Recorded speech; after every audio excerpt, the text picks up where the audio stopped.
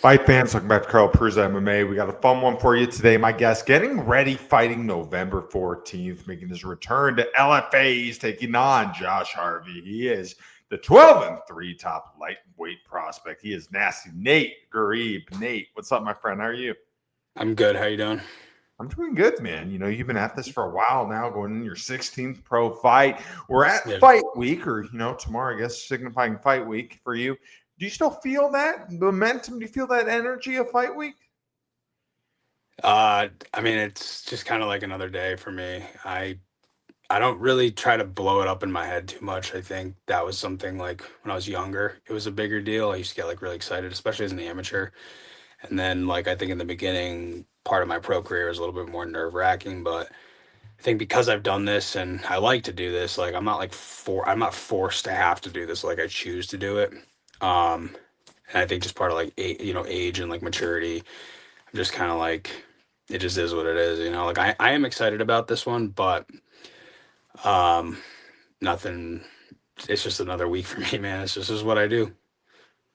The life of a professional fighter. Yeah, I feel like some people, they see the big names, the Habibs, the McGregors, the Joneses, and they see the fame, the glory, the fortune. Battling on the regional scene, man, one of the toughest things anybody can do. You're not making Conor McGregor money. A lot of guys have to have those 9 to 5 jobs. You stay up late, you wake up early, you dedicate everything. You miss birthdays, weddings, Thanksgivings, dinners. You sacrifice absolutely everything, maybe for the chance to be at the highest shows. Right now, you're fighting one of the biggest regional shows that there is, but you have to endure this stuff every single day, man. What's made you want to keep through and stick through this journey? I think for me personally, like in the beginning, it was like, oh, the desire for money and fame and success. But over the last couple of years, I think real honestly for me, it's just like I wake up and I get to do what I love, Like I get to hang out with good quality people. I get to push myself every single day. I'm working towards something. So it's like, and I've had a lot of people since moving back to Massachusetts who I've spoken with who have said things like, I wish I had went after my dreams. I wish I had chased them. Like you get to do that, and that's like a really cool thing. And I think we forget that. I think a lot of people who, I mean, even if you're not at in the UFC or fighting in PFL or when it was Bellator one, it's like, to us that's like the pinnacle, and we're always striving for that, and we're like we're not good enough. We want to do more, but for me, I think it's like being grateful that I get to do this, that I have a chance to perform in front of my friends and family, to perform and show my skill, to like work towards something that is meaningful to me. It might not mean something to everybody, but it means something to me. And that's part of it. And then I've always had like a chip on my shoulder because, again, like I am 12-3. This is going to be like between like my amateur career, my pro career, I've had like 30 something, 35 fights, and that's only within like 9 years. So, and I just feel like, like I said, a lot of things have happened in the last couple of years. Some things I'm not really going to touch on at this particular moment, but I think I've always been overlooked. I've always been like I feel like always underappreciated or undervalued. I know I'm a great fighter. I know I'm tough. I'm flashy. I have a lot of skill. I'm entertaining to the crowd. I know my value. And so I think being able to go on a bigger stage and be able to show that to the world is something that is important to me. And being in the UFC has been my goal since day one. Like I didn't get into it so that I could be like some regional journeyman or like some guy that's like, yeah, cool. Like I fought a bunch of people in front of my friends. Like, no, like I'm here to fuck people up. I'm here to put damage on people. I'm here to like put on a show, entertain people, and be somebody that like at least for the people of my generation will remember me. um so I think like that chip on my shoulder has continued to push me because there was a point where the beginning of this year, like it was almost like I almost like hung it up. I was like, why am I doing this?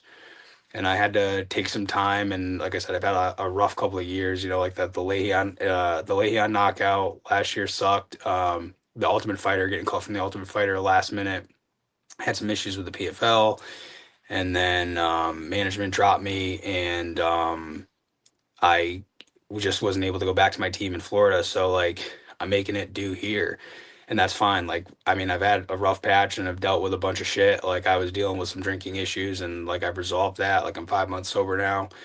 I'm like reinventing my purpose and my reason for here. And it's like I'm coming to prove to people that like I'm still here. Like I've watched a lot of friends, watched a lot of close teammates get to the UFC, and I feel like I've fought tougher opponents. I feel like I put on better shows. Like when people, even if you're not, don't even know who I am, like when that fight's over, you remember. You're like, oh, I saw the Ghareeb fought that night. Like I've had a lot of people come up to me and be like, dude, I was fucking sick. Like that's just the kind of fights that I put on. Like I'm not here to lay on top of people. And I mean, I've had one that fight in August, disappointment.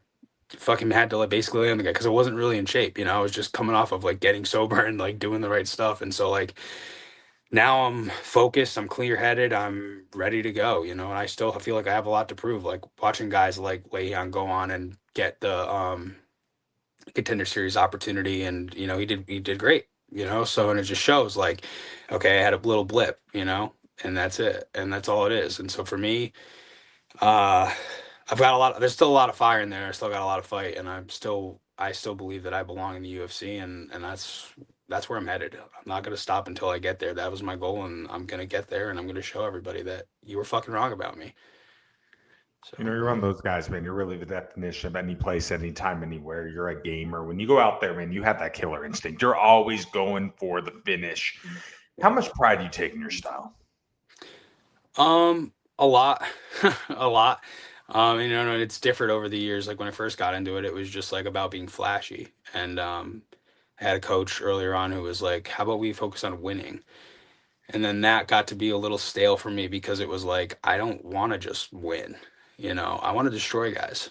I don't want to be like I said, I don't want to be like everybody else. I'm not trying to just edge decisions. And like unfortunately my last three have been decisions after going on like a tear of like finishes. But and maybe that's just like maturity too. But my style means a lot to me. Like I'm known for being like ruthless. I'm known for being mean. I'm known for being violent. And also have like a little like I don't know what you call it, zesty, a little zesty in there. Like talk to my opponents, do the hair, fucking show up and put on a performance for people because it's like even if it's not in the UFC, it's here, it's there. Like I want people to like get their money's worth. Like they all paid their hard earned money.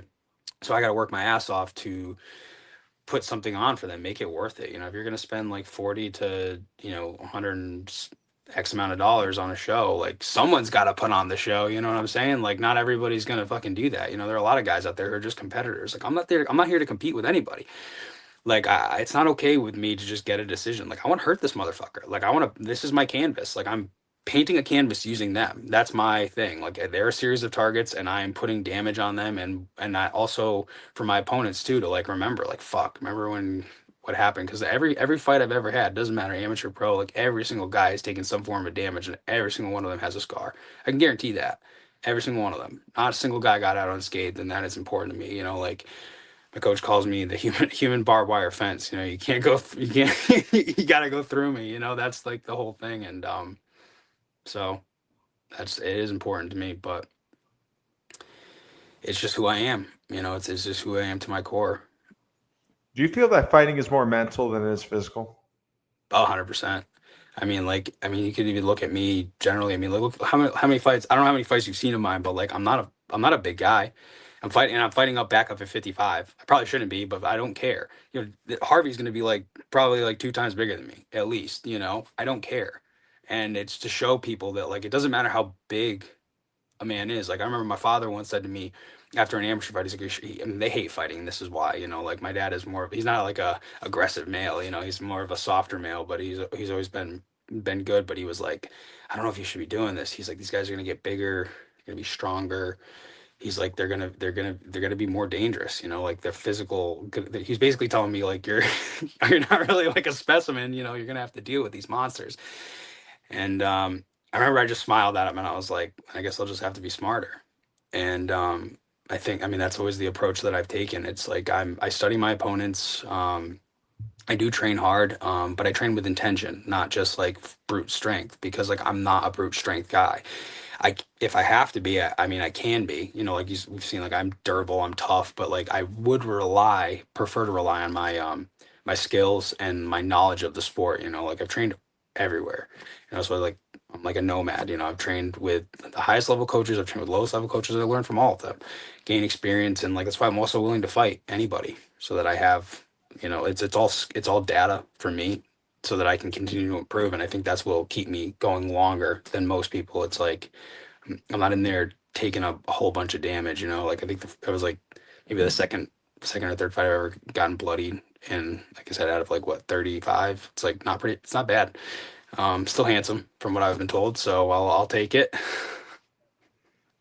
You mentioned you're fighting now out of the Massachusetts area. When you look at a map of the U.S., you can pick out different hotbeds of MMA, and I really think that Massachusetts, Northern East area really is. You have these big promotions, Cage Titan, CES, obviously a promotion that you've done a lot of fighting on, all these big names in the UFC and other big promotions. What is it about that region in fighting?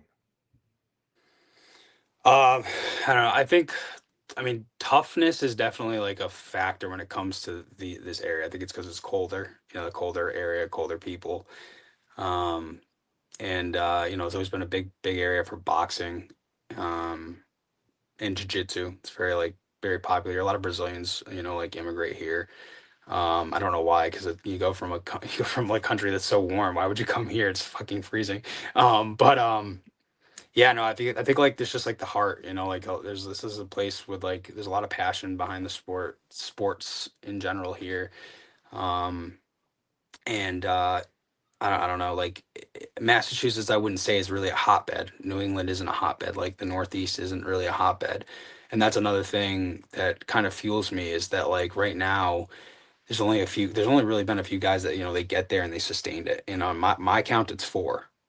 And that to me is like, well, I'll be the fifth, or I'll take the place of the ones who are like starting to age out. You know what I mean? Like I want to do what people say can't be done, and no one's ever made it from my no fighters in my town, no fighters like how many people from Western Mass have you ever heard of gone to the UFC and like actually did something? I don't think there's really any. So I want to be the first one to do that, and you know, represent myself, but also represent the people and show like, even I think like no matter where you are in the world, like people slip through the cracks and I want to be that anomaly, and I want to show people like my job at this point, it's like I realize I'll probably never be a champion, never be a UFC champion. I'm okay with that. My goal though is to put a a staple of like, you gotta fight him and he's a fucking mean motherfucker and he's gonna come with everything to fucking put me down. And that's really where I'm at in my head with it all. And to put that in, it's like Boston, what they say, Boston strong, Boston tough. I'm not from Boston, but like Massachusetts tough. Like I got that in me. And I just want to, I don't know, I'd like to represent this area and represent myself on a global stage and show people that it is possible and it can be done and it will be done. For this next one, you get to fight in there. You get to fight in Foxwoods. Is it pretty cool to fight kind of locally here? Yeah, I like fighting locally. I think it is important as a professional to travel so that you get used to traveling, get used to like the uncomfortable situations of like, having to cut weight in different areas and deal with a fight week and stuff like that. But I do love the fact that I get to fight at Foxwoods. Foxwoods is a great venue. LFA is a great venue. Despite the outcome, I loved fighting for them. They're fucking awesome. Obviously like the best feeder for the UFC. And so, excuse me. I'm actually really, I was really excited about this one. The last few, I was excited about them, but there's something a little bit more to this, and then the fact that LFA is coming here for the second time, like I want to put my name out there. I want them to know, like, I want the UFC to sign me, and this is, in my opinion, the best way to do it, and to go in there and to showcase my skills, and you never know who's watching, but this is exciting, man. I am excited about it. So you're taking on Josh Harvey here overall. What do you think of him as an opponent? Well, we discussed before. I mean, he's tough. He's going to be bigger than me. He's a good grappler. Think he gets a little gun shy in the stand up. But I mean, this is a fight he's been asking for a couple of years now. He's been reaching out, DMing me, and when I was at 45, and so at this point, I'm like, you know what? I'll stay at 55 until I get like something that's lucrative. Man, I might even stay here forever. I don't know if I don't really care to cut as much weight as I was before, and I'm also like bigger and I'm older. But I think this is a great fight for me personally. There's a little bit of bad blood. You've this is the way I've said it before. It's like Beetlejuice. You say my name 3 times, and it's like you're gonna get what you want. You asked for this fight. You've been asking for this fight. I told you eventually we will do this fight. I'm gonna give you what you want. So for me personally, it's not. I don't make anything personal, but like I do intend on hurting this guy. Being showing people like if you're going to call for me, if you're going to ask and you're going to speak my name, and for whatever reason that might be, I am not your friend. I am here to hurt you. They are paying me to hurt you, and that is what I'm going to do at any cost. I don't care. So for me, it's more of like, I'm going to show you, you made a mistake. You speak my name, and I'm here. So I'm going to give him exactly what he asked for. One thing I love about martial arts, man, is all the different values, the disciplines that it invokes. I've had guys on the show tell me when they first started their career as a martial artist, they're going down a bad path. They were getting in trouble. Life wasn't what it was today. This provided guidance structure, turned them to who they are, the husbands, the fathers, all that. For you, how do you think you have grown and evolved through the sport?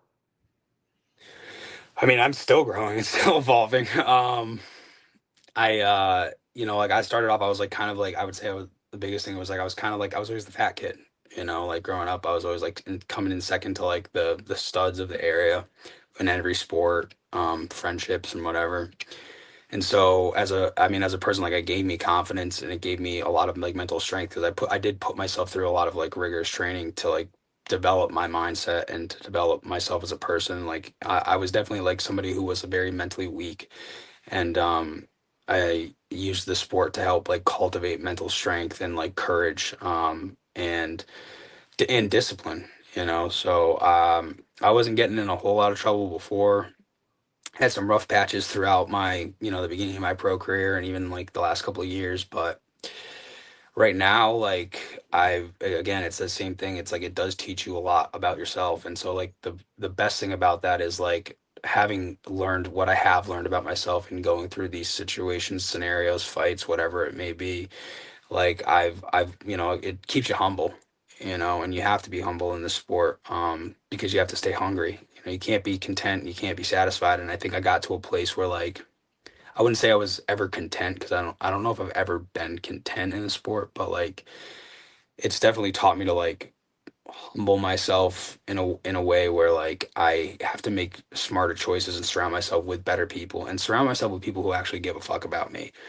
Because it's very easy to be surrounded by people that like they'll pretend to be your friends, they'll pretend to be there for you. They're most likely looking to get something out of you, which is something that, if you're smart, that that's going to be something in no matter what you do. Because like even on a regional aspect of things, like martial arts in general, they don't in martial arts, like people don't, I don't think they fully understand the dynamic of it when they hear MMA. They're like, oh, you're a UFC fighter. It's like, no, an MMA fighter. Like they used to be like, oh, you do UFC, but it's like, no, like no, I'm an MMA fighter, but like it's very easy to get like, especially with like the chaos aspect of it, it's very easy to get pulled into like doing like some wild shit and like maybe putting yourself into situations or surrounding yourself with people that like don't have the best intentions for you. And so like I don't know, I've grown a lot in that way. Like I've grown a lot as a person, and well, especially in the last few years. But every year I'm always growing and trying to get better and improve myself. So it's it's a process, a never ending process. It's what they say, it's a lifestyle. So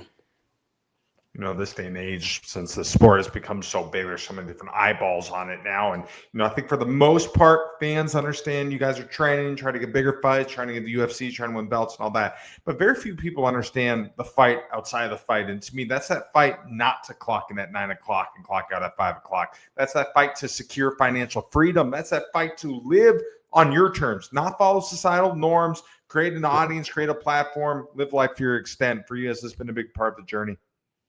yeah, absolutely. That was really well said, by the way, too. Yeah,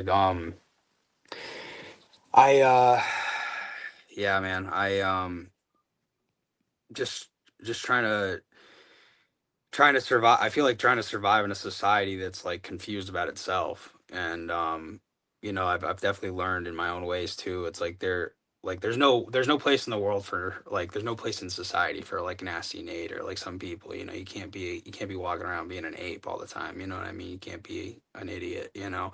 Just trying to stay the path, stay the course, follow uh a good direction and like actually like make I think especially fighters, it's like because of the things we see and we do, like you have two choices. Like you can use it for something good and actually like make positive, you could make change or you could make, you know, you could inspire others to do more, or you could be reckless and a maniac and kind of like, you know, be viewed as, you know, a reckless maniac that does stupid things and is an asshole and this and that and all those things. So it's like, you know, just trying to find the thing that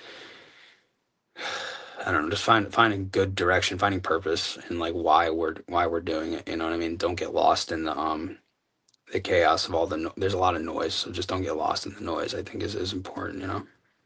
Absolutely. When I see you, I see a couple comparisons from some guys that are big names in the sport. From the attitude and mental side of it, I see the Diaz brothers. From the way you go out there and you fight, I see a Justin Gaethje. Do you like those comparisons? Make sense to you? Yeah, I respect that. Yeah, I mean that always feels good to hear that. Yeah, man. I mean, like, I don't know. I feel like again, like I think again, generally speaking, like I'm not like the way I am in the cage is like not how I am in general life, but it's like definitely bringing like that Gaethje style with also like mixing it with like I said, like when I'm in there, I'm free. You know, this is where I feel like you really get to be yourself, and that's also the thing I like about the UFC is they allow you to be yourself. They're not like keeping you in a box and be like, you have to act this way, you have to look this way, you have to do these things. It's like it's not like pumping out a bunch of like robots, you know, like you get to be who you are. And like what people see in the cage isn't necessarily who I am, but it's like a wild animal. You know what I mean? It's like that's the most primal version of a human being that you get to see. I mean, that's fighting has been around since the dawn of time. It's the first thing that started when we were, you know, created, and then it's going to be the last thing when the world goes to shit. So it's like, and I think that's one thing like people that don't fight, they don't understand that. They don't get that. They don't, never had that opportunity. You know, fighting some idiot at a bar, it's not the same thing. You know, when you're in an arena or you're in a casino and you're fighting in front of all these people and that other guy's trained to hurt you, it's like you got to go places. You got to like pull yourself, create that other person. You know, like that alter ego comes out, that like fire. Not everybody sees it that way. That's how I choose to see it. Again, like I would say I'm more of a martial artist than a fighter. There are a lot of guys in the sport that are competitors, especially coming over from other sports. Um, but for me, it's like it is, and it's an art. It is an art. You know, it is entertainment at the end of the day. You know, like you want a lot of these big names because they're entertaining, not necessarily because a lot of them are great fighters, but sometimes guys get there a lot faster because they're entertaining and people are drawn to them, not because they're the best fighter in the world. They may become the best fighter in the world, but that's not how they start. And I think people forget that sometimes. You know, like this is entertainment at the end of the day, and I mean, I even sometimes I have a hard time calling it a sport, you know, because it's like it is brutal and it's unforgiving. Um, but that's just my opinion of it. You mentioned a very key point in there. Consider yourself a martial artist. A lot of times, guys do refer themselves as fighters now. But for you, what does it mean to call yourself a martial artist?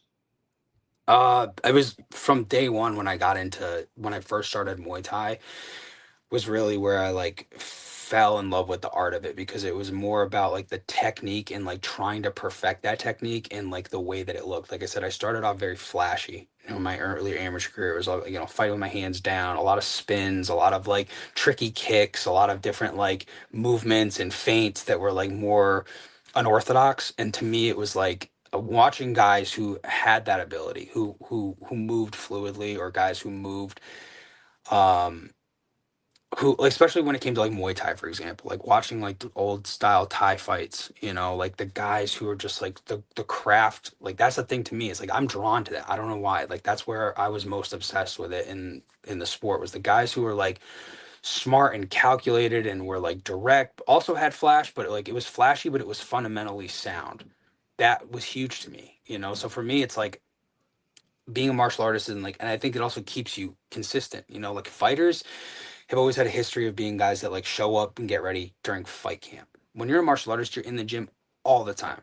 And you surround yourself with the smartest, the best, you're just always trying to find new pieces to the puzzle, and like you see the science in it. Yeah, that's my opinion of it. You're trying to do it for like the love of that. It's like you don't see it as like violence and brutality. Whereas like I feel like the fighting aspect of it, it's like it's more like I just need to fuck somebody up. I want to hurt these people. And like I have that, but I learned that later on in my career. I didn't have that until like the last 5 years. Before everyone's like, oh, you're such a nice guy, you're never gonna make it, you're too nice. And it's like, I mean, you see me now, you probably wouldn't think that. But before the last 5 or 6 years, like I was like just like, oh yeah, just like happy go lucky, and just love of the creativity of it, you know. So like I had learned to like fuse both, because I think you have to be, you know, you can't, if you play around too much, obviously you get fucked up if you don't take it seriously enough. And it's like I think for me too, like I said, with the competitive side of it, it's like I don't do a whole lot of strength and conditioning. That's not my like motto. Like my strength and conditioning is like consistency in my training, my wrestling, my repetitive my repetition, I should say.